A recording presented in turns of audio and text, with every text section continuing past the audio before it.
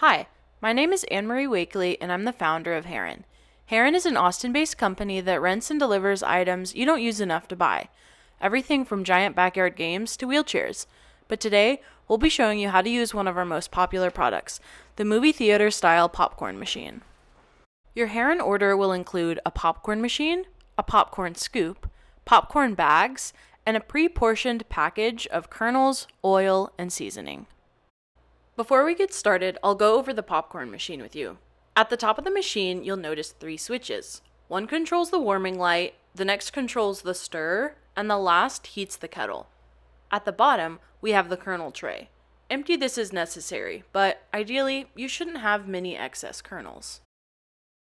After plugging in the machine in any standard 3-prong outlet, begin by turning on the switch that says Pot Heater. The switch will illuminate once on. Next, cut the top off the oil section of the popcorn packet and pour the oil into the kettle. Close the lid and let the oil and kettle preheat. Please note, it is vital to preheat the oil in the kettle for 3 to 4 minutes to ensure proper cooking. Once the oil is hot, turn on the stir. Open the kettle lid and pour in the kernels and seasoning. Close the lid. You can now turn on the warming light. The popcorn will begin popping and filling the kettle.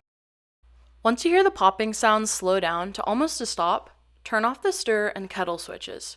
Using the red handle, tip the kettle over several times until all of the popcorn has been emptied. This will prevent any remaining popcorn to burn. Be careful, the kettle will be very hot. Using the scoop, move around the popcorn to help the unpopped kernels fall through the grate at the bottom of the machine. Once mixed, you can now scoop the popcorn into the provided paper bags or a bowl of your choice. That's it. Enjoy your popcorn.